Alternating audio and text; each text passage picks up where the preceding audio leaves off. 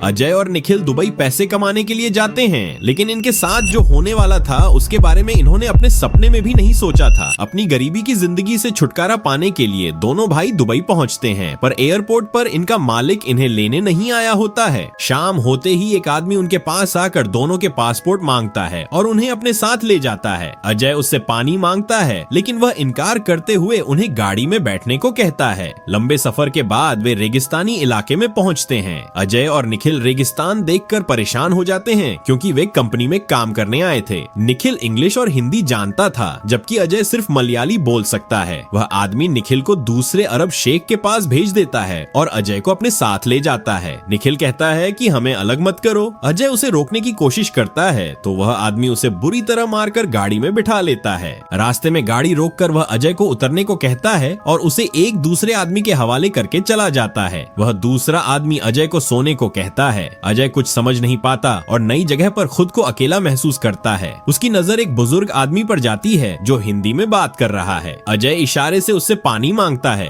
बूढ़ा आदमी पानी की टंकी दिखाकर कहता है, वहाँ जाकर पानी पी लो। अजय कई घंटों से प्यासा था। तेज हवा और ठंड से कांपते हुए वह टेंट के अंदर जाकर सो जाता है। टेंट में सो रहा एक आदमी जाग मेरे साथ सोने की। वह उसे बाहर जाकर सोने को कहता है। सुबह अजय देखता है कि बूढ़ा आदमी बकरियों का दूध निकाल रहा है। वह अजय को बुलाकर दूध देता है और कहता है कि यह मालिक को दे दो। अजय समझता है कि दूध उसे पीने के लिए मिला है और पीने लगता है। बूढ़ा आदमी दूध छीनकर इशारे से बताता है कि यह मालिक के लिए है। अजय टेंट में जाकर मालिक को दूध देता है। मालिक कहता है कि बाहर जाकर बकरियों का दूध निकालना सीखो।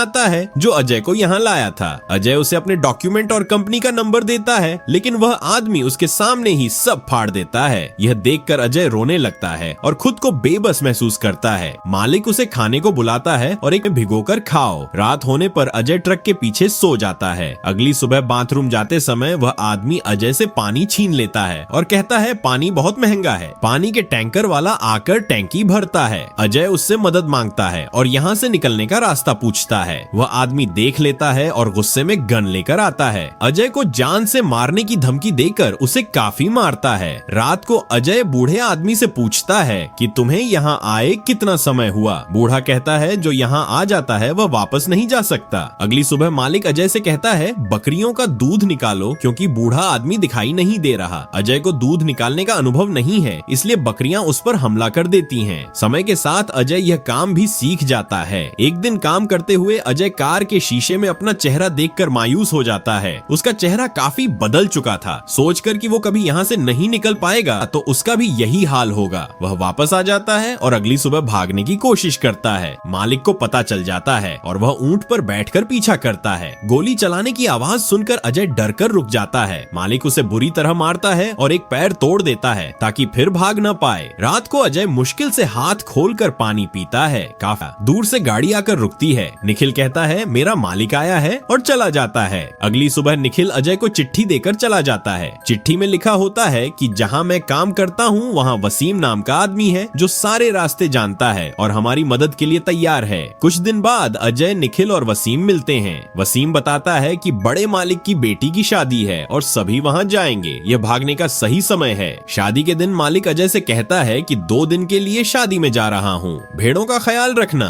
मालिक के जाने के बाद अजय पहले नहाता है, क्योंकि महीनों से नहीं नहाया था। अपने पुराने कपड़े पहनता है जो अब काफी लूज हो गए थे। अगले दिन भेड़ों को चारा देकर कहता है कि जा रहा हूँ और कभी वापस नहीं आऊंगा। निखिल और वसीम आकर तीनों यहाँ से निकल जाते हैं। सफर करते करते रात हो जाती है। तीनों थके हुए होते हैं। रास्ते में एक काफिला आराम कर रहा होता है। वसीम पानी के लिए जाता है, लेकिन वहाँ बैठा आदमी गोलियां चलाने लगता है। तीनों भाग जाते हैं। सुबह होने पर अजय और निखिल को बहुत प्यास लगी होती है। निखिल वसीम से पूछता है रास्ता कहाँ है। वसीम कहता है हम रास्ता भटक गए हैं और गलत साइड में जा रहे हैं। कुछ देर बाद निखिल एक ऊंट को पानी पीते देखता है और पागलों की तरह उस तरफ भागता है। वसीम कहता है वहाँ पानी नहीं है, यह वहम है। निखिल वहाँ पहुँचकर देखता है कि एक मरा हुआ ऊंट पड़ा है। तीनों फिर आगे बढ़कर नमाज के लिए रुकाब खड़े रहने को कहता है। सांप अजय के पैरों के ऊपर से गुजर जाता है। अजय के पैरों में छाले पड़ जाते हैं, इसलिए वह आगे नहीं बढ़ सकता। वसीम अपनी जैकेट निकालकर उसके पैरों में बांध देता है। आगे चलने के बाद दोनों भाई फिर गिर जाते हैं, क्योंकि कई दिनों से पानी नहीं पिया था। वसीम उन्हें हिम्मत देता है। निखिल के थकने पर वसीम उसे कंधे पर उठा लेता है, लेकिन अजय भी गिर जाता है। दोनों को होश नहीं रहता, इसलिए वसीम अपना पसीना पिलाता है। आगे बढ़ने पर निखिल को होश आने पर शहर दिखता है। वह भागकर चिल्लाता है कि पहुंच गए और भूख से रेत खाने लगता है। अजय उसे संभालने की कोशिश करता है, लेकिन निखिल धक्का देकर भागता है और सांसें रुक जाती हैं। रेगिस्तान में खतरनाक तूफान आता है। वसीम अजय को बचाकर आगे ले जाता है। तूफान थमने पर वसीम और अजय जिंदा रहते हैं। अजय अपने भाई को आवाज देता है, जिसकी लाश तूफान में ढक जाती है। वसीम कहता है, अगर जिंदा रहना है तो आगे बढ़ना होगा। शाम होने पर उन्हें पेड़ और पानी दिखता है। दोनों पागलों की तरह दौड़ते हैं, लेकिन वसीम अजय को पानी पीने से रोकता है, क्योंकि यह जहरीला हो सकता है। कपड़ा गीला करके दोनों पानी पीते हैं। वहाँ खाली बोतल भी मिलती है, जिससे आवाज निकालकर वसीम धुन बजाता है। आसमान में परिंदे दिखते हैं, जिससे दिशा का पता चलता है। वे उसी तरफ जाने लगते हैं। रात को अजय की हालत खराब हो जाती है। अगली सुबह अजय की आंखें खुलने पर वसीम वहाँ नहीं होता, सिर्फ पानी की बोतल रखी होती है। अब अजय अकेला आगे बढ़ता है। भूख प्यास से बेहाल अजय को गाड़ियों की आवाज सुनाई देती है। वह उसी तरफ भागता है और हाईवे पहुंच जाता है। शाम तक मदद के लिए कोशिश करता है। पूरी रात गाड़ियों को रोकने की कोशिश करता है, लेकिन कोई नहीं रुकता।